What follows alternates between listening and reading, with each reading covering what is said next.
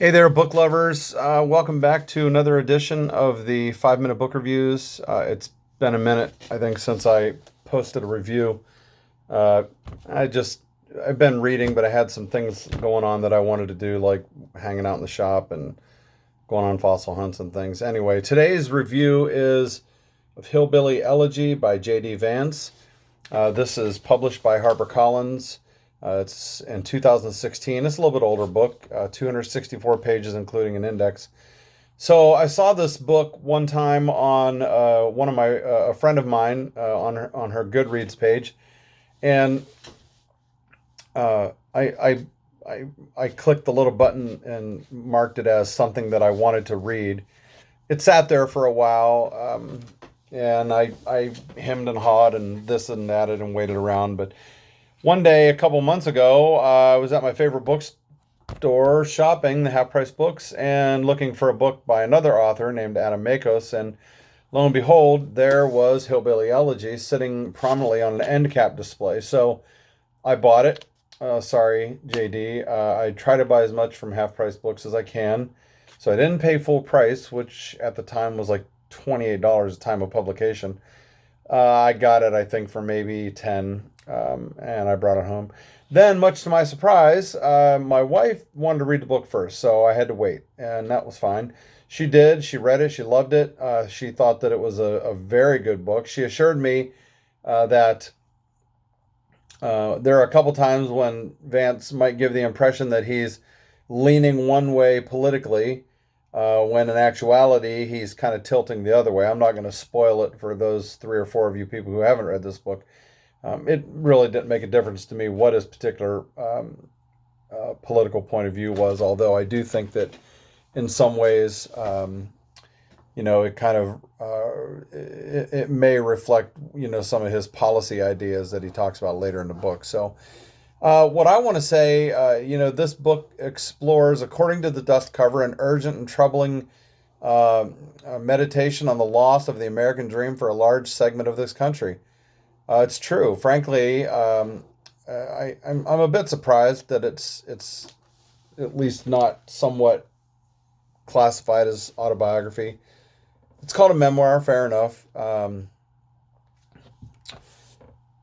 But I think what I took away from this book, one takeaway anyhow, is that in some ways it's frustrating. I'm a teacher. I have been for the last several years of my life as a second career. School districts, school districts are fond of making teachers take professional development classes on things like resilient learning and trauma informed teaching, pathways out of poverty, things like that. It's kind of like what we do in church. We have those purpose, where we have, purpose driven lives, or Daniel diets, or the latest in 30 or 40 days to this kind of life sermon series. Now, I'm never sure if those things are supposed to make us better people or simply more aware people or more aware of people. I'm not really sure. My point, however, is that this book presents a level of frustration that is simply because it's simply hard to comprehend if you haven't lived the life that he talks about. My own example here is that I didn't live that kind of life to the degree that Vance did. I certainly didn't grow up with a silver spoon in my mouth. And even though I did have some whack relatives, and maybe I still do, I don't know, I certainly didn't grow up in the sort of unstable and dysfunctional family that J.D. Vance did. All of this is designed to say that as human beings, we rarely have the luxury of knowing where people came from or under what sort of circumstances they are living and being shaped at any given moment. What sort of things are, adding weight to their lives. So I guess in some ways, it does help us to be more aware of people. That there are people out there who have different stories. I'd never heard of J.D. Vance until I saw the book on my friend's Goodread page, and then lo and behold, here I am reading a story about some random person that I never met, about his life growing up and what he had to do, how he had to fight and scratch and claw to what he had to do really was shake off his own laziness, I guess, to some extent, and grow up and take hold of that for which he was created. In special education, sometimes it's a little easier to see that sort of dysfunction.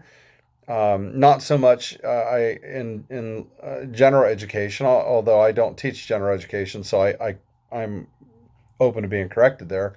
I think it's easy to see in special education, though, the kids with dysfunctional families, the drugs, the unemployment, the lack of personal responsibility exhibited by parents.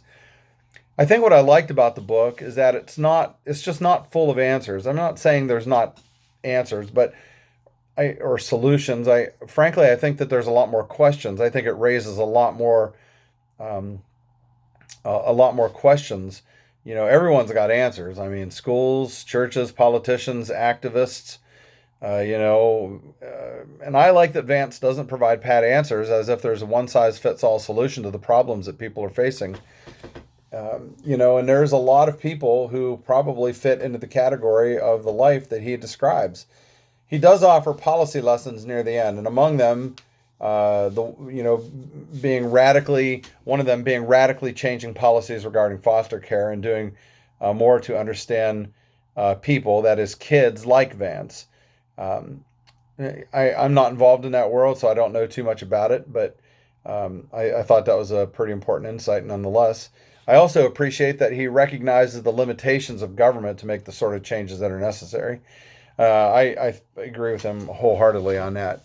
So the book is important for those reasons, I think, and probably some others. I didn't come away from the book feeling especially delighted that I had read the book. I didn't come away from the book, feeling particularly excited about future writing projects that Vance may have in the works. I didn't come away with it, with a feeling of pride that, for the things that I've been able to accomplish in life, or even the things that Vance himself managed to accomplish, as he, again, clawed and scratched to escape the clutches of dysfunction. I did come away with it with an awareness of people. I came away with it with this idea supported, one that I've had in my head for a while, a long time, simply because I'm a Christian, that inside every single person there's a life, an opportunity, a longing to be free, a soul waiting to breathe. I'd use the word potential here, but that really doesn't quite even get there. It's more than potential.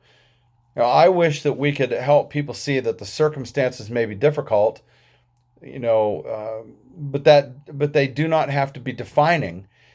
Circumstances add weight and substance to our lives, but they do not define us. We define us. And I think Vance shows that we can change, that we can make up our minds to be something other than, what circumstances want to make us, or what society at large tells us we should be because of those circumstances. I also came away with it with a new perspective on my own work as an educator, my own life as a Christian, my own objectives as a member of the human race who is now past 50, 50 in a few days at any rate. Um, the fact is, there are J.D. Vances all around us every day. I don't think he wrote the book because he expects us all of us human beings, to run around pampering all the children and adults we meet, who have some sort of dysfunction in their lives. I do think he wants us to be aware, to pay attention, to be a little slower to anger, a little less likely to be judgmental, and a lot more willing to love first. And I kind of think that that's the key. There's no villains, he says in the story. There's just a ragtag bunch of hillbillies struggling to find their way, both for their sake and, by the grace of God, for mine. And I think that right there you see why this book is important for people to read, human beings. It's because we're all on this journey together, and there, but by the grace of God, go we. 4.5 out of 5 stars. I got to be honest, I took a half star because I disagree with this take on payday lending. Hey, hit subscribe. Check me out on Goodreads. Check me out on my blog.